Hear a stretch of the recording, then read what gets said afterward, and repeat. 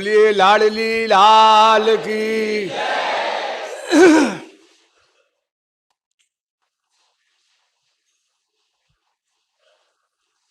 अब तक मैंने आप लोगों को यह बताया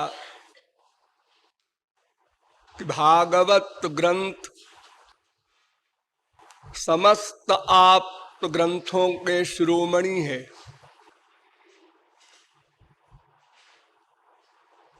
हमारे यहाँ यद्यपि संपूर्ण संसार में 11 प्रकार के धर्म चल रहे हैं, किंतु उन सब में भागवत धर्म सर्वश्रेष्ठ है।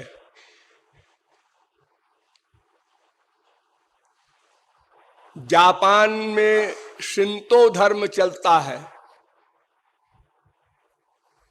चाइना में ताओ या लाओत्सी धर्म, और दूसरा धर्म है कन्फ्यूशियन धर्म। चीन में 2 धर्म हैं और एक यहूदी धर्म। तो ये 4 धर्म तो इंडिया के बाहर हैं और 7 धर्म इंडिया में चल रहे हैं। सनातन वैदिक धर्म, बौद्ध धर्म, जैन धर्म, सिख धर्म, पारसी धर्म, इस्लाम धर्म, क्रिश्चियन धर्म।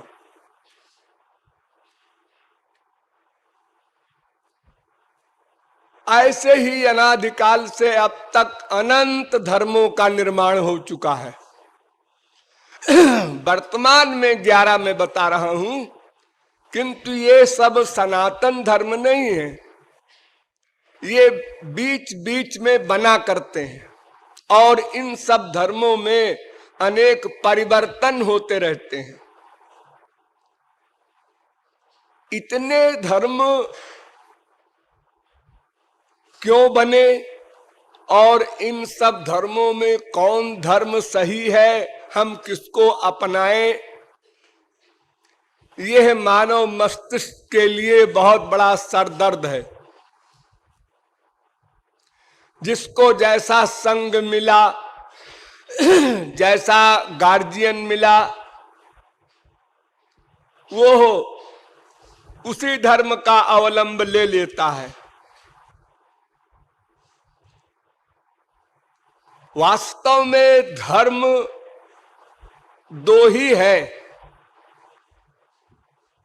एक भौतिक धर्म, एक आध्यात्मिक धर्म। अब इन 2 धर्मों में अनेक शाखाएं बन गई हैं, इसलिए अनेक धर्म हो गए। और 2 धर्म ये ऐसे हैं जो कंपलसरी हैं।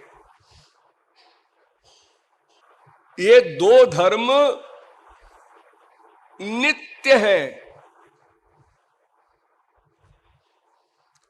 प्रत्येक शरीरधारी के लिए ये दोनों धर्म आवश्यक हैं।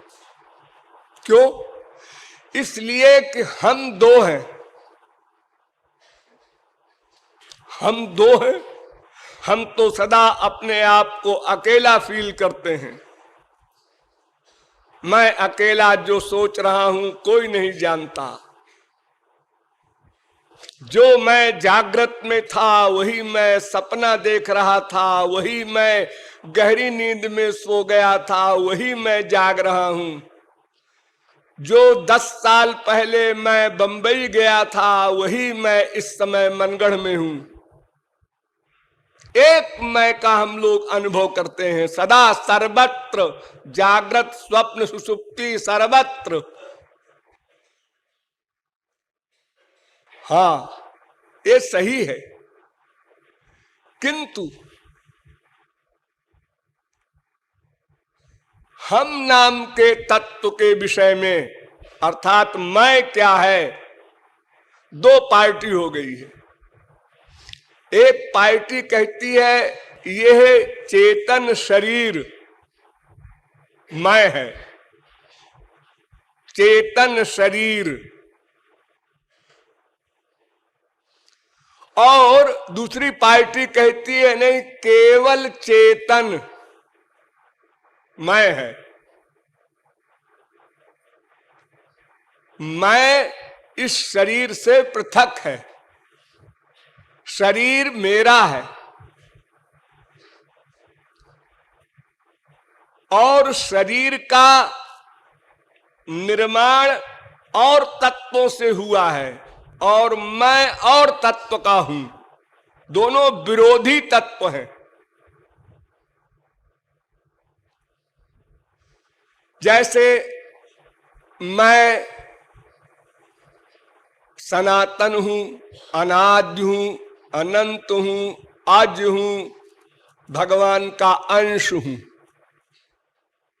इसका मतलब एक भगवान भी है जिसका मैं अंश हूं। हाँ, समस्त धर्मों में जितने धर्म मैंने गिनाए, इन सब लोगों ने भगवान माना है, किसी रूप में माना हो, माना है। भगवान के अनंत रूप हैं, अनंत नाम है और भगवान ने कहा भी है, तुमको जो अच्छा लगे वो मेरा नाम रख दो, जो रूप अच्छा लगे वो रूप मान लो, कोई रूप ना अच्छा लगे तो निराकार मान लो, मैं वो भी हूं। ये सुविधा है। तो ये शरीर पंच महाभूत का है, माया का बना है, अर्थात तीन तत्व हैं, ज्ञा ज्ञो द्वा वजा वेदा। एक वो, एक मैं, एक ये है।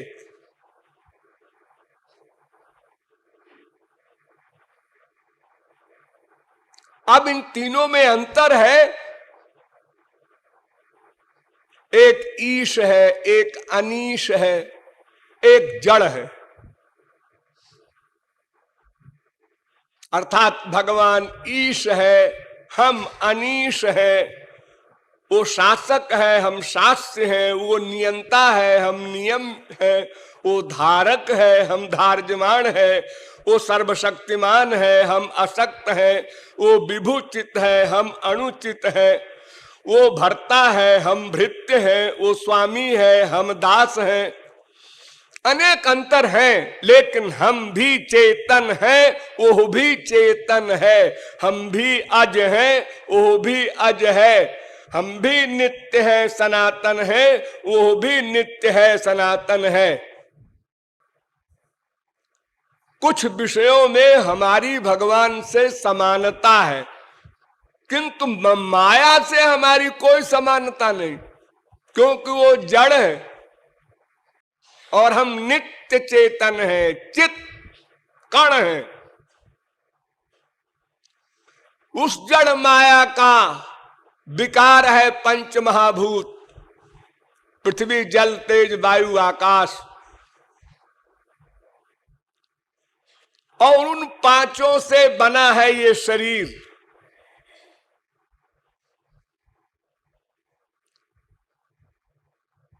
तो संसार नश्वर है, अनित्य है, इसलिए शरीर भी अनित्य है। डेली आप लोग देखते हैं, आज वो मर गया। क्या मर गया? कौन मर गया? रमेश मर गया। रमेश मर गया। कौन है रमेश? आत्मा या शरीर? नहीं, वो तो चला गया, चेतन चला गया, अब उसका शरीर है, उसको जलाने जा रहे हैं। अगर जिंदा को जलाओ तो फांसी होगी, वेद के अनुसार भी महापाप होगा।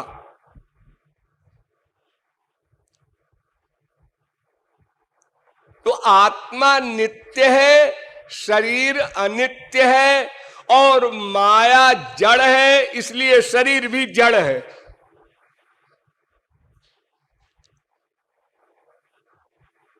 इस आत्मा की चैतन्यता पाकर शरीर चैतन्यवत वर्क करता है। तो इस प्रकार एक अज्ञानियों का मैं शरीर और एक ज्ञानियों का मैं चेतन आत्मा। आत्मा शब्द का प्रयोग होता है, अत धातु से बनता है आत्मा, माने व्यापक, सारे शरीर में व्याप्त है ये आत्मा। इसलिए शरीर के किसी भाग में भी सुई चुभो दर्द होता है। आत्मा इतनी सूक्ष्म है कि बालाग्र शतभागस्य शतधा कल्पितस्य च भागो जीवस्य विज्ञेयः। सबसे छोटी से छोटी जो कल्पना आप कर सकते हो उससे भी छोटी है, अणोरणीयान।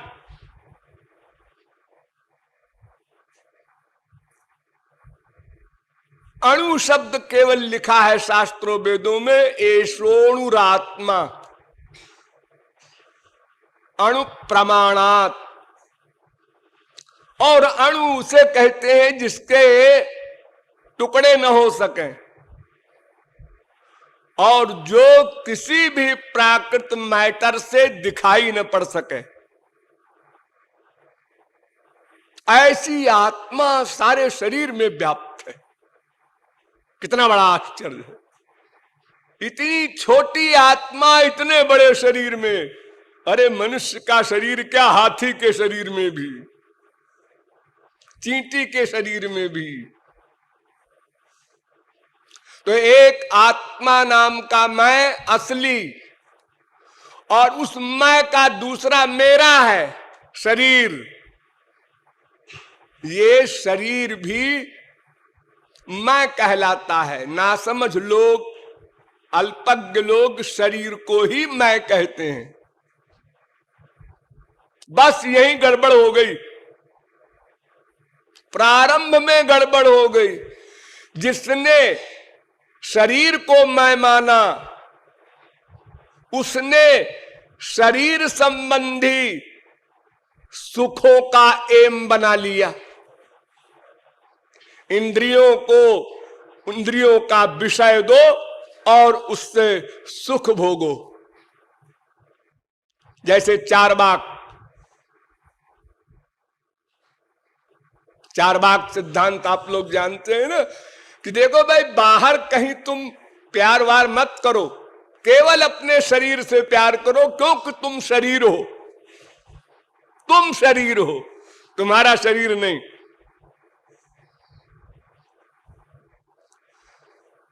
तो हम लोग भले ही वैष्णवों में नाम लिखा ले, शैवों में लिखा ले, शाक्तों में लिखा ले, किंतु अपने को देह मानते हैं। जिस दिन जिस क्षण अपने को आत्मा मान लेंगे उसी क्षण हमें अज्ञान से अवकाश मिल जाएगा। परमानंद, परम ज्ञान, भगवत प्राप्ति सब कुछ मिल जाएगी। सुनते हैं, पढ़ते हैं, जानते हैं, लेकिन मानते नहीं। जैसे भगवान की परिभाषा हम बोलते हैं, सर्वव्यापक है, हर धर्म वाला बोलता है भगवान सर्वव्यापक है।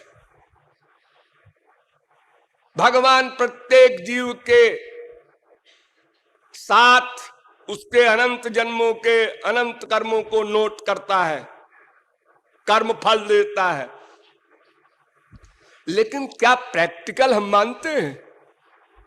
अकेले में सोचें, अगर हम ये मान लें तो हमसे कोई अपराध हो ही नहीं सकता, क्योंकि वो बैठा देख रहा है, नोट कर लेगा। हम संसार के भय से, अनेक अपराध से बच जाते हैं,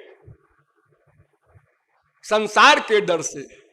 अगर भगवान का भय हो, अर्थात ये फेथ हो कि वो हमारे भीतर बैठा हुआ हमारे आइडियाज नोट कर रहा है, हमारे संकल्प नोट कर रहा है, तो फिर हम कोई अपराध कर ही नहीं सकते।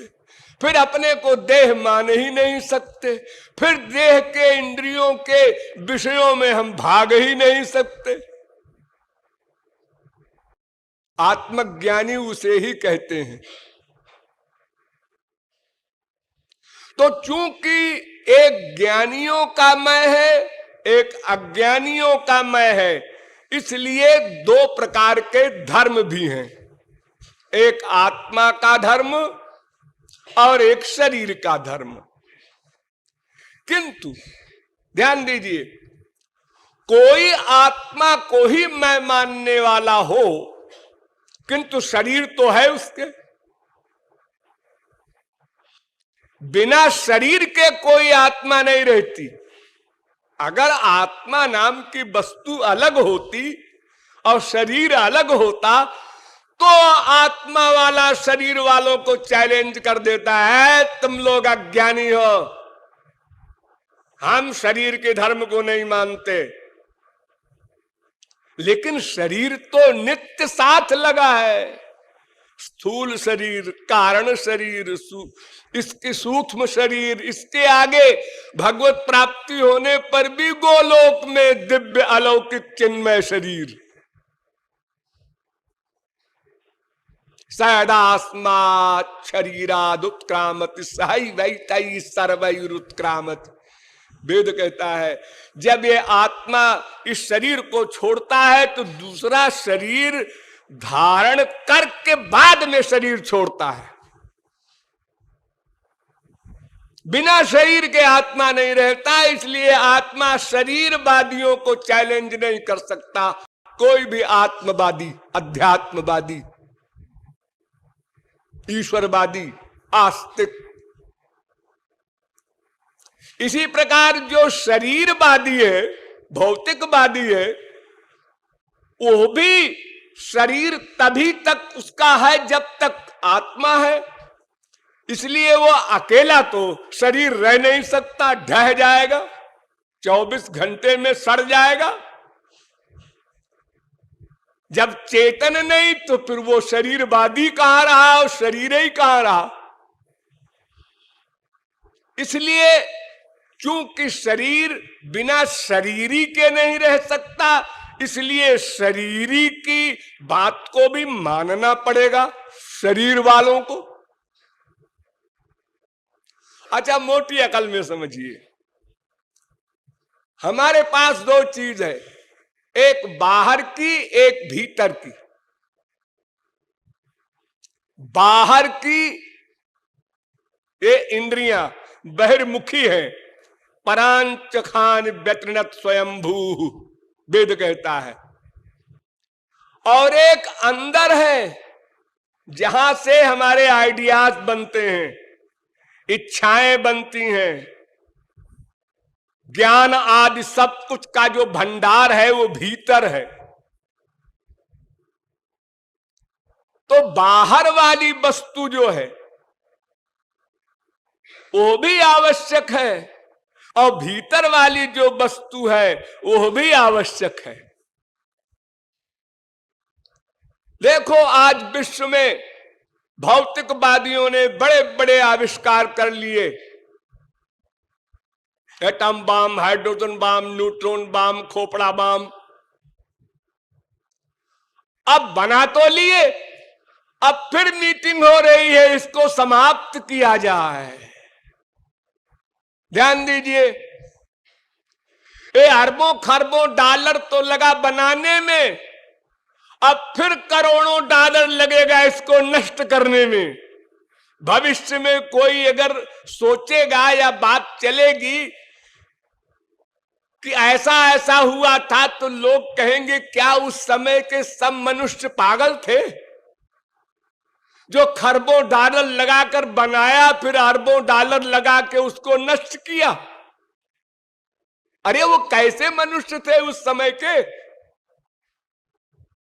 और जबकि आज हम लोग कह रहे हैं आज का विज्ञान, अरे साहब आज के विज्ञान की क्या बात है अरे क्या बात है, यही बात है जो बता रहा हूं। अब परेशान है, स्वयं बनाए स्वयं परेशान है, क्यों? अध्यात्मवाद की शरण नहीं ली। बहुत साल पहले अमेरिका के प्रेसिडेंट आइजनहावर आए थे इंडिया में, उस समय मैं दिल्ली में था। उन्होंने एक वाक्य बड़ा सुंदर कहा था कि भगवान ने, गॉड ने हमको मटेरियल पावर दी है, एटॉमिक पावर दी है, लेकिन भगवान हमको सद्बुद्धि भी दे कि उसका हम सदुपयोग कर सकें। ये सद्बुद्धि नाम की वस्तु क्या है जी? ये भीतर वाली मशीन का नाम है, अंतःकरण कहते हैं उसको। एक बहिष्करण, एक अंतःकरण, दो करण होते हैं, बहिरंग इंद्रियां और अंतरंग अंतःकरण। तो शरीर ठीक करने के लिए, ठीक रखने के लिए, स्वस्थ रखने के लिए भी हमको भौतिकवाद की आवश्यकता है। वो चाहे ज्ञानी हो, चाहे योगी हो, चाहे भक्त हो। पश्वादिभिश्चा विशेषात ब्रह्मसूत्र कहता है कि खाना, कपड़ा, नहाना, धोना, सांस लेना, ये सब चीजें परमहंस को भी कंपलसरी हैं। वो बकता रहे कि संसार मिथ्या है, भिक्षा मांग के खाता है वो चाहे शंकराचार्य हो, चाहे कोई हो। पशुओं के समान आहार विहार आवश्यक है, ज्ञानी को भी।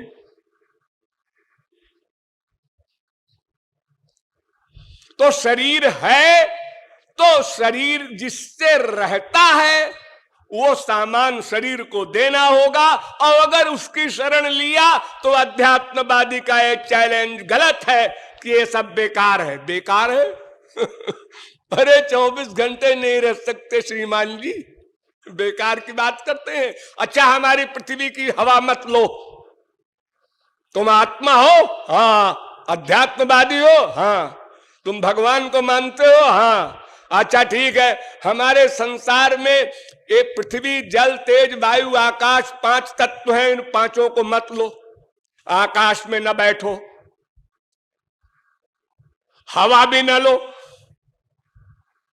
जल भी न पियो, कोई चीज ग्रहण न करो। और अगर बाहर से न भी ग्रहण करोगे तो शरीर तो है, उस शरीर को क्या करोगे? आत्महत्या करोगे, अपना मर्डर करोगे, वो तो महापाप। सोचना आत्महत्या महापाप है, करना तो बहुत दूर की बात। तो जैसे अध्यात्मवादी को भौतिकवाद की आवश्यकता है क्योंकि शरीर है, उसी प्रकार भौतिकवादी को अध्यात्मवाद की आवश्यकता है क्योंकि अंतःकरण है। उस भीतर की मशीन को ठीक करने के लिए अध्यात्मवाद आवश्यक है। देखिए, जो अध्यात्मवाद का सिद्धांत बोलता है वही सिद्धांत रशिया, चाइना भी बोलता है। इंडिया क्या, जो कम्युनिज्म जहां पर है वो भी वही बात बोलता है। क्या? विश्व शांति, विश्व शांति, शांति, पीस, हैप्पीनेस। ये क्या चीजें हैं? ये कोई चीज है? पता नहीं क्या चीज है, चाहते हैं। और अध्यात्मवाद को नहीं मानेंगे। ना ना ना ना, भगवान को सामने मत लाओ, हमारा भौतिकवाद का उत्थान बिगड़ जाएगा, डगमगा जाएगा। अरे अगर तुम उसको नहीं स्वीकार करोगे तो भीतर की मशीन ठीक ही न होगी। तो ये शांति और सुख, ये सब क्या, ये सब थ्योरेटिकल रहेगा।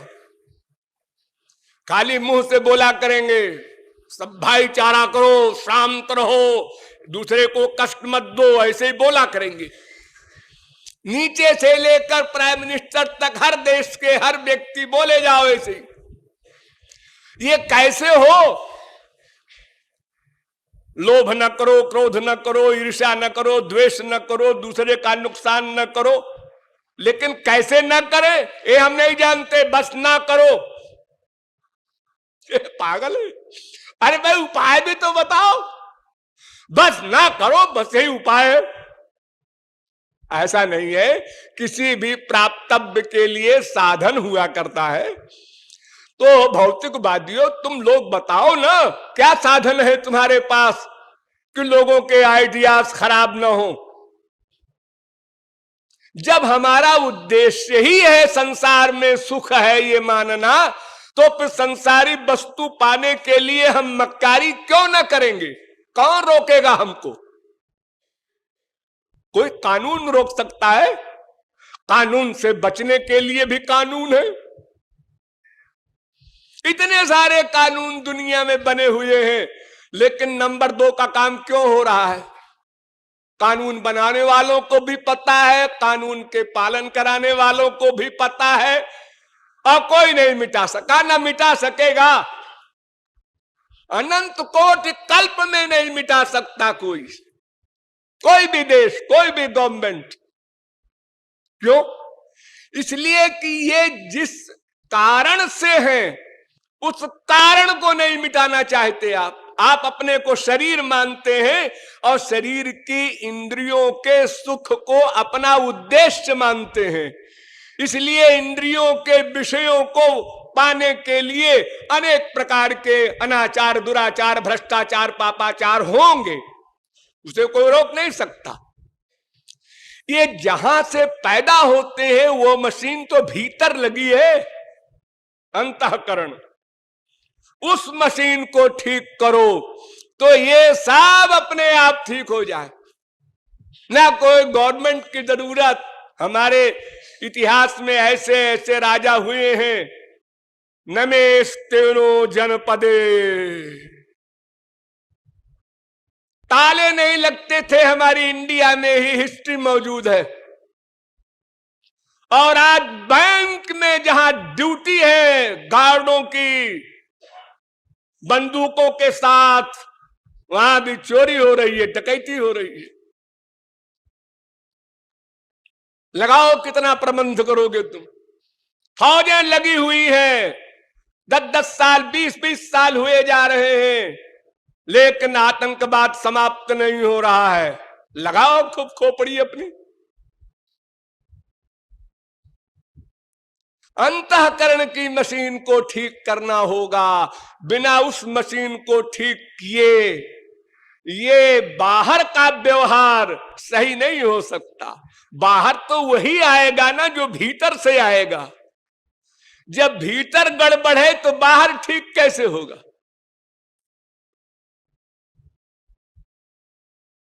इसलिए भौतिकवादी को भी अध्यात्मवाद की परमावश्यकता है और अध्यात्मवादी को भी भौतिकवाद की परमावश्यकता है। सिद्धों को भी, साधकों को तो वही है। नात्यश्नतस्तु योगोस्ति न चैकांत मनस्नतः। अर्जुन को भगवान ने स्पष्ट शब्दों में कहा है, अर्जुन कहीं तुम भौतिकवाद को चैलेंज न कर देना। खाना पीना सब नश्वर है, मिथ्या है, शरीर मिथ्या, शरीर को खाना देना मिथ्या, ऐसा न करना। युक्ताहार विहारस्य युक्त चेष्टस्य कर्मसु युक्त स्वप्नावबोधस्य योगो भवति दुःखः। वो कर्म योग हो, ज्ञान योग हो, भक्ति योग हो, कोई योग हो,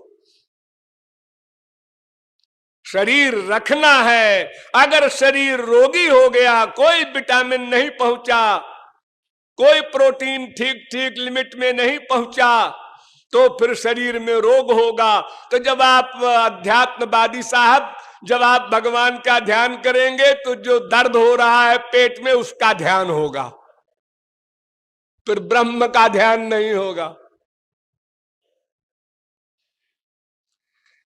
इसलिए ये दोनों भोले भाले हैं जो एक दूसरे मत का खंडन करते हैं। जैसे शरीर और शरीरी का नित्य संबंध है, ऐसे ही अध्यात्मवाद और भौतिकवाद का नित्य संबंध है। एक के बिना दूसरे का काम नहीं चलेगा। भले ही ये सही है कि भौतिकवाद से परमानंद नहीं मिलेगा, ये वाक्य सही है।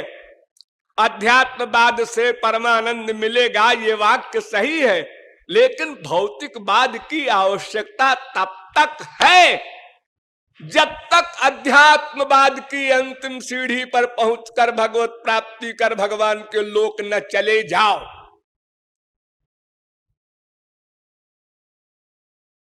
जैसे हमारे देश में कोई अपराधी है, वो यूपी से एमपी में जाए, वहां से महाराष्ट्र में जाए, वहां से गुजरात में जाए, सब जगह पुलिस लगी रहेगी उसके पीछे। अब अगर इंडिया छोड़कर चला गया अमेरिका, आप बच गया। वहां जाकर इंडिया की पुलिस गिरफ्तार नहीं कर सकती। तो उसी प्रकार जो भगवान के लोक में चला गया, अब उसको भौतिकवाद की आवश्यकता नहीं है, क्योंकि वहां माया जा ही नहीं सकती। न कोई भौतिकवाद का शरीर है, न कोई भौतिकवाद का प्रपंच है, न वासना है, कुछ नहीं। वे चैलेंज कर सकते हैं गोलोक वाले, बैकुंठ वाले, भगवत धाम वाले, उसके पहले नहीं। हम लोग सिद्धों की नकल करना चाहते हैं, ऐसा नहीं चलेगा। छोटे से बच्चे को मां बड़े धीरे से नहलाती है, धीरे से तेल लगाती है, और जब वो दारा सिंह बन जाता है तो 4 आदमी उसको लगातार घूंसे मारते रहते हैं। अब अगर दारा सिंह वाला घूंसा उस तुरंत के पैदा हुए बच्चे को लगा दो तो एक घूंसा पर्याप्त है। तो सिद्धों की नकल नहीं होती। जो भगवान के लोक में है वो कहा करें संसार मिथ्या है। ठीक है, आपके लिए मिथ्या है महाराज, हमारे लिए तो नहीं है। तो इस प्रकार जितने भी 11 धर्म वर्तमान में हैं, या अनंत धर्म बन चुके या आगे बनेंगे, वे सब इन 2 धर्मों के अंतर्गत हैं। अब अध्यात्म धर्म में भी 2 प्रकार का धर्म है। ध्यान दीजिए, अध्यात्म धर्म में भी 2 प्रकार का धर्म है। ये मैंने आप लोगों को अभी कुछ दिनों पहले बताया था।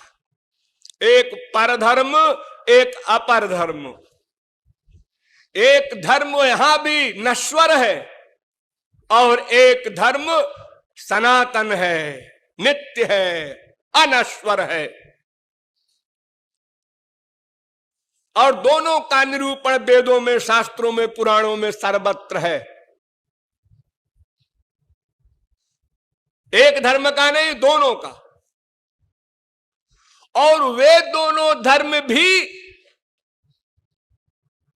अध्यात्म धर्म और भौतिक धर्म कहे जा सकते हैं।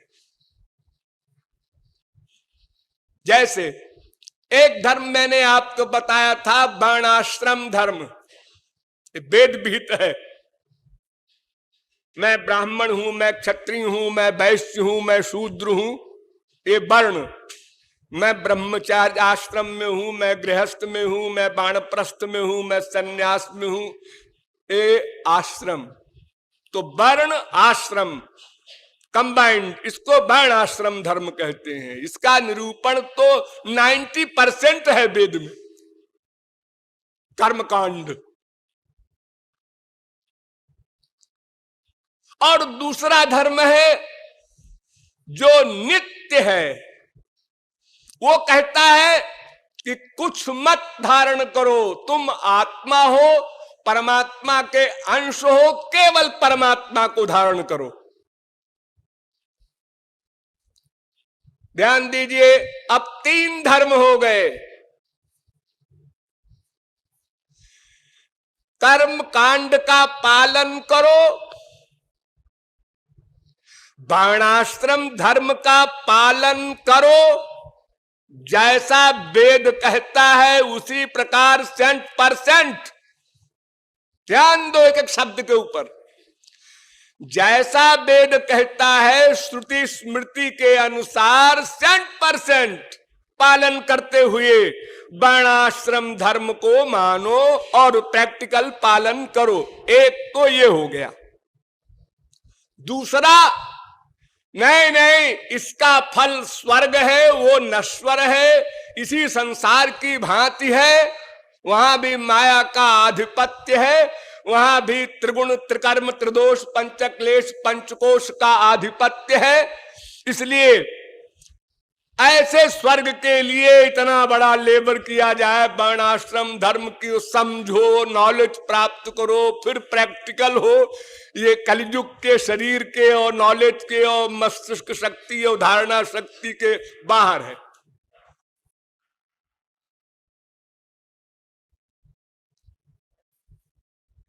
तो तुम क्या करोगे? हम केवल आत्मा का धर्म मानेंगे, केवल भगवान की ही शरणागति भक्ति करेंगे।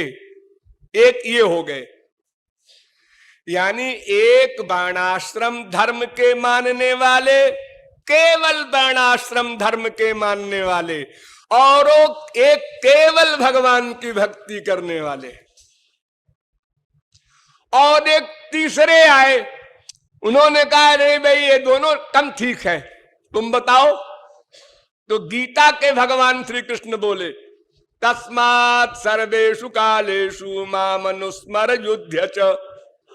ये तीसरा आया धर्म। क्या है ये तीसरा धर्म? वर्णाश्रम धर्म का पालन भी करो और भगवान की भक्ति भी करो। तो क्यों जी, एक बात बताओ कि भगवान की भक्ति करने से भगवान मिलते हैं, माया समाप्त हो जाती है, अनंत ज्ञान, अनंत आनंद, भगवान की पूरी प्रॉपर्टी मिल जाती है। हाँ, अब वर्णाश्रम धर्म के पालन करने से स्वर्ग मिलता है। हाँ, तो ये तो बड़ी हंसी की बात है कि कोई व्यक्ति सोने चांदी के लिए भी परेशान हो, प्रयत्न करे, और पारस के लिए भी करे। अरे जब पारस मिल जाएगा तो इसके लिए फिर क्यों प्रयत्न करे, ये लेबर क्यों करे? क्या भगवान के लोक का सुख प्लस स्वर्ग का सुख मिला दिया जाए तो वो बड़ा हो जाएगा केवल भगवान के लोक के सुख से? ध्यान दीजिए, अर्थात कर्म योग जो गीता का है, वर्णाश्रम धर्म प्लस भक्ति, क्या इसका सुख केवल भक्ति करने वाले के सुख से बड़ा है? अजी स्वर्ग में सुख है ही नहीं, बड़े का सवाल क्या होता? यो वही भूमा तत्सुखम, अनलिमिटेड हैप्पीनेस भगवान में है, वो मिल रहा है। तो स्वर्ग वाला अगर जाएगा कि हमारा भी ले लीजिए तो वो कैसा लगेगा सुनने में? और जब कोई सुनेगा भी तो कहेगा इसका पूरा ढीला है, आधा नहीं, फुल मैड।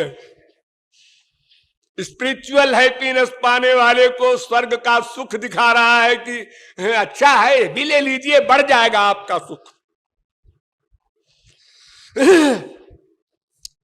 तो वर्णाश्रम धर्म का पालन करना प्लस भगवान की भक्ति करना, ये कर्मयोग।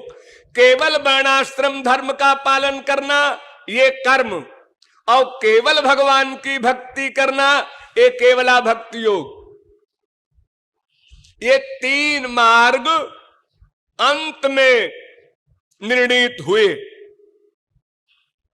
चौथा मार्ग कोई हो ही नहीं सकता, बन ही नहीं सकता, कोई बना ही नहीं सकता। जितने भी जैन धर्म, बौद्ध धर्म, जितने भी धर्म चल रहे हैं वो सब इसी तीन के अंतर्गत है। कोई भगवान को नहीं मानता, लेकिन अहिंसा परमो धर्म। तो ये अहिंसा क्या है? ये वर्णाश्रम धर्म है। आप एक अंश को मान रहे हैं, है हमारा ही वो धर्म, सनातन धर्म ही है वो, दूसरा नहीं है कोई। वेद के सनातन धर्म के बाहर कोई धर्म बना ही नहीं सकता, किसी की हिम्मत नहीं, शक्ति नहीं। वेद ज्ञान का भंडार है, उसके बाहर कोई ज्ञान कहे एक बचा हुआ है, इम्पॉसिबल।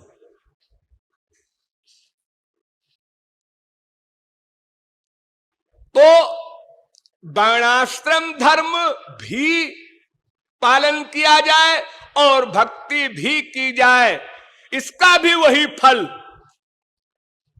और केवल भक्ति की जाए उसका भी वही फल, माया निवृत्ति, भगवत प्राप्ति आदि। अब तीसरा बचा केवल वर्णाश्रम धर्म का पालन करना, वो निंदनीय है क्योंकि उसका फल स्वर्ग है। तो अब दो धर्म बचे,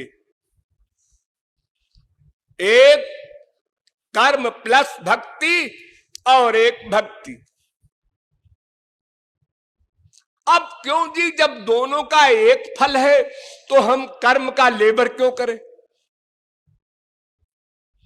जब दोनों का एक फल है तो हम क्यों मुसीबत मोल लें, इतना बड़ा ज्ञान प्राप्त करें, कर्म क्या है धर्म क्या है, और फिर वर्तमान एटमॉस्फेयर में तो असंभव है। क्योंकि पहले तो ये था कि 25 साल तक ब्रह्मचर्य रहो, और 25 साल में सारे शास्त्रों वेदों का अध्ययन, मनन, डिसीजन सब हो जाए, ताकि 25 के बाद 26वां साल शुरू होते ही सबका पालन प्रैक्टिकल हो जाए। तो ऐसी प्रतिभा तो विश्व में एक में भी नहीं है, सबसे क्या आशा की जाए? अरे एक शब्द की नॉलेज, ग्रामर, व्याकरण भी नहीं कर सकता कोई 25 साल में।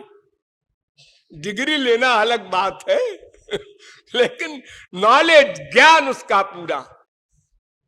तो फिर इसके आगे एक एक शास्त्र, 6 शास्त्र, वेद, पुराण, स्मृतियां, धर्म ग्रंथ, इन सब का ज्ञान हो जाए और इनमें जो विरोधाभास है उसका डिसीजन भी हो जाए, तो ये सब असंभव बातें हैं। इसलिए उन पुराणों ने, शास्त्रों ने स्पष्ट कर दिया है कि कलयुग में ये सब नहीं चलेगा।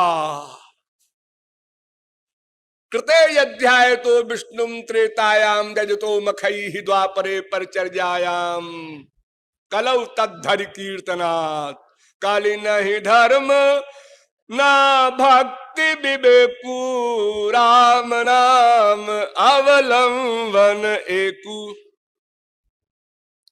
यहां पर भक्ति शब्द आया है, ये वैधि भक्ति के लिए आया है। वैधि भक्ति में भी शास्त्र की अनुगति करनी होती है, वहां भी शास्त्र खड़ा हो गया आकर के। लेकिन रागानुगा भक्ति एक होती है जो आप लोग कर रहे हैं, इसमें वो बीमारी नहीं है।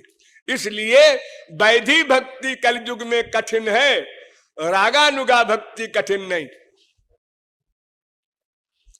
तो कर्म होना भी असंभव है उसका। इस वर्तमान काल में एक यज्ञ करना है किसी को, तो यज्ञ का सामान लाओ, वहां भी शर्त शुक्ल द्रव्य होना चाहिए। शुक्ल माने वर्णाश्रम धर्म के अनुसार कमाई हुई संपत्ति में दशांश दान करने के बाद जो कुछ बचे, ऐसे पैसे का उपयोग हो यज्ञ में। लो, यही असंभव है, क्योंकि वर्णाश्रम धर्म के अनुसार कौन कर रहा है कि ब्राह्मण का केवल काम है पढ़ना पढ़ाना, क्षत्रिय का काम है युद्ध करना। अजी कितने ब्राह्मण फौज में हैं, कितने ब्राह्मण नौकरी कर रहे हैं, कितने ब्राह्मण खेती कर रहे हैं, कितने बिजनेस कर रहे हैं, कहां किसका कैसा हिसाब। अब तो वो सामान जो आ रहा है यज्ञ के लिए वही गलत हो गया। फिर कराने वाले पंडित जी कैसे हैं, उनके लिए भी कानून है वेद में, कोई पंडित नहीं मिलेगा। फिर जो मंत्र बोल रहे हैं वो कितना स्वर सहित करेक्ट है, वो भी दीपक लेके ढूंढोगे तो नहीं मिलेगा। एक नहीं 6 कानून है। षड्भी संपत्ति धर्म तेति दुर्लभ तरा कलौ।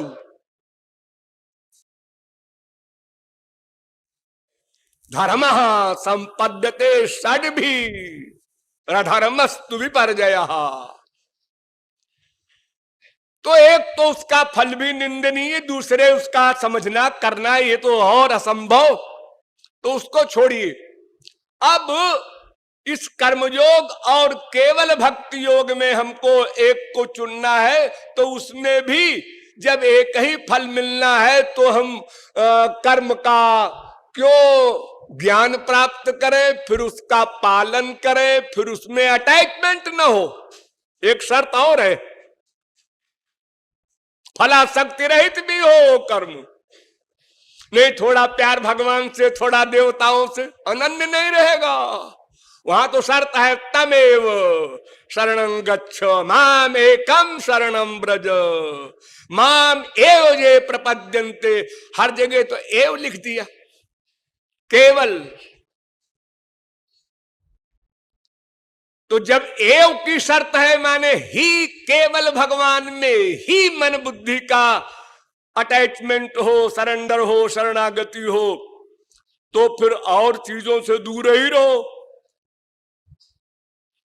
तो गीता में जो कर्मयोग का निरूपण है वो इसलिए है कि उस समय बड़े बड़े राक्षस थे, श्री कृष्ण को मरवाना था, इसलिए उन्होंने अर्जुन को यह उपदेश दे दिया।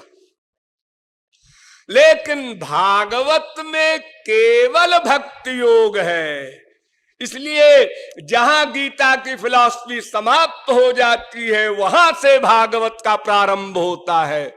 गीता की फिलॉसफी का एंड क्या? अहं त्वाम सर्व पापेभ्यो मोक्षयिष्यामि। अच्छा, मोक्षयिष्यामि, समस्त पापों को मिटा दिया, वो मुक्त हो गया, अर्जुन ज्ञानी बन गया। हाँ बन गया, गीता का एंड हो गया। हाँ बस हमारा यही पर्पस था। वो पहले अध्याय में अज्ञानी था, 18 अध्याय का खोपड़ा भंजन करने के बाद उसको ज्ञानी बना दिया, बस बस गीता खत्म हो गई। और भागवत जब वो ज्ञानी बन गया सुखदेव परमहंस, और वो ज्ञानी बन गया परीक्षित, मां के पेट में ही दोनों। सुखदेव परमहंस भी मां के पेट से नहीं निकले 12 साल तक, पहले श्योरिटी हो जाए माया नहीं लगेगी, लिखा पढ़ी हो जाए, गारंटी ले लिया तब निकले। और परीक्षित को भी भगवान ने गर्भ में दर्शन दिया बाकायदा। जब परीक्षित बाहर आए तो पहले यही देखने लगे कि वो भीतर जो हमने देखा था वो किधर बैठा है इन लोगों में, साधना भवन में। हाँ, तो देखो जहां गीता समाप्त होती है वहां से भागवत प्रारंभ होती है। ये भागवत धर्म है, यानी कर्म धर्म भी कैतव है, डिस्टर्बेंस है वो भी। उसको पढ़ो, समझो, खोपड़ी में रखो, पालन करो, और उसमें आसक्ति भी न हो और उसका फल भी नहीं मिलना। तो इतना बड़ा परिश्रम क्यों किया जाए, निरर्थक। भगवान, अगर आप कहें भगवान का कानून है, वेद में स्मृतियों में 5 प्रकार के ऋण हैं आपके ऊपर, 5 प्रकार के, देव ऋण, ऋषि ऋण, पितृ ऋण, भूत ऋण, नृ ऋण, इतने सारे ऋण हैं।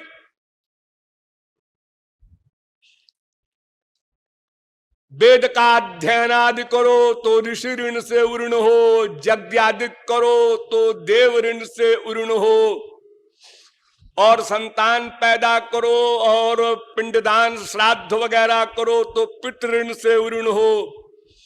और जितने संसार में पशु पक्षी हैं इनसे भी तुम्हारा उपकार होता है, इनको बलि वैश्व देव दो, अन्न वगैरह दो, इससे भूत ऋण से उऋण हो।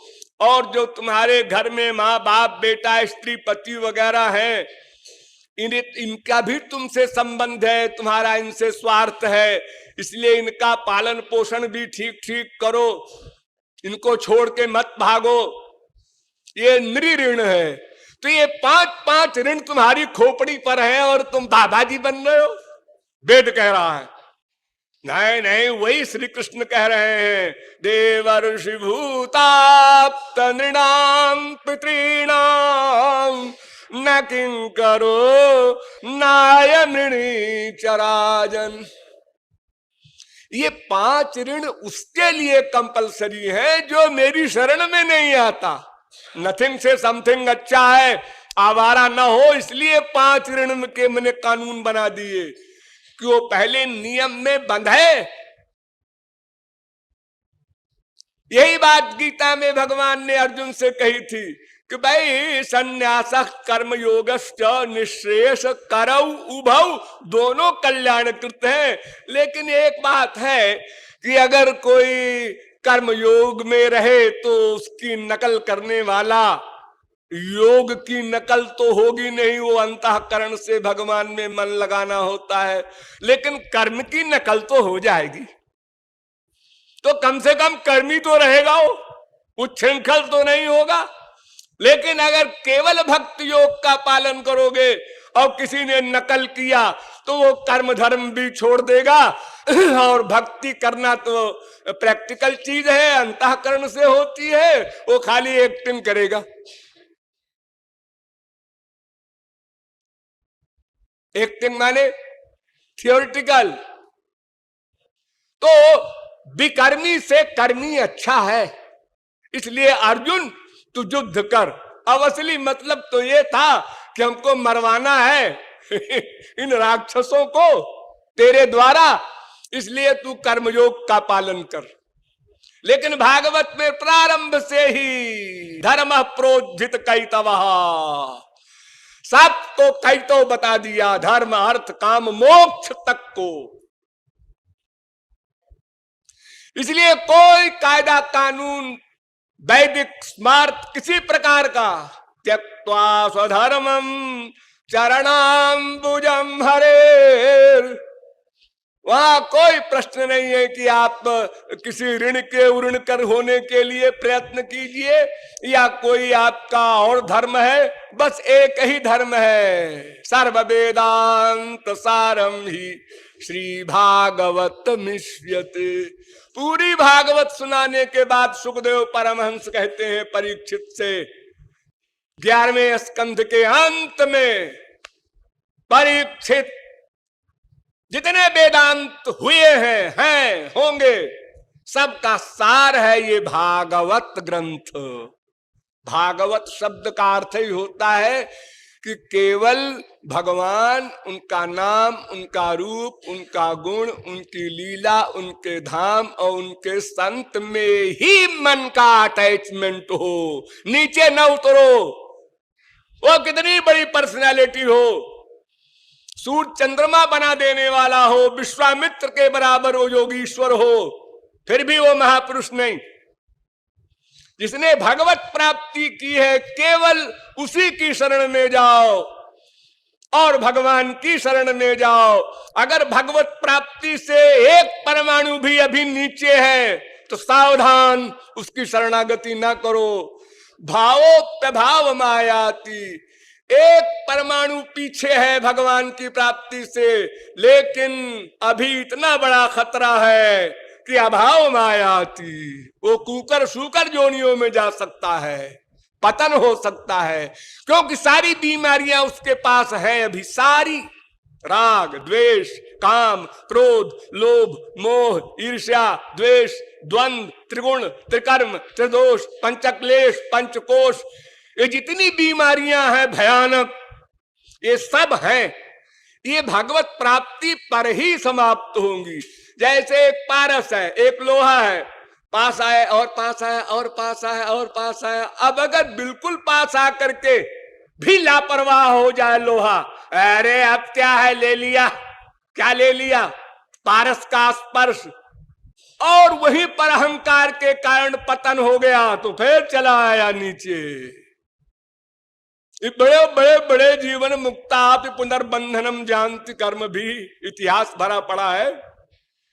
इसलिए केवल भगवान, उनका नाम रूप लीला गुण धाम और उनके संत, इतने में ही मन का अटैचमेंट रहे, उसका नाम भागवत धर्म। वही अंतिम निष्कर्ष है। अब अगर कोई चाहे कि इस धर्म के भीतर से पालन करते हुए एक्टिंग में हम और धर्म भी मानेंगे, ठीक है, मानो। अरे हमारे यहां ध्रुव प्रहलाद वगैरह ने करोड़ों वर्ष राज्य किया पृथ्वी का, हनुमान वगैरह ने करोड़ों मर्डर किए, सब कर्म कर सकते हो, किसी कर्म का फल ही नहीं मिलेगा तुमको। अच्छा करोगे तो नहीं मिलेगा, बुरा करोगे तो नहीं मिलेगा, क्योंकि तुम्हारे मन का अटैचमेंट भगवान में है। इसलिए तुम्हारे मन में अब फलाशक्ति रह ही नहीं सकती, और फलाशक्ति रहित कर्म का फल मिलता ही नहीं। इसलिए भागवत शब्द का वास्तविक अर्थ यही है, और भागवत में जो अंतरंग रहस्य है उनके विषय में अभी तक जो आप लोगों को बताया गया, उसके आगे फिर कभी बताया जाएगा। बोलिए वृंदावन बिहारी लाल की।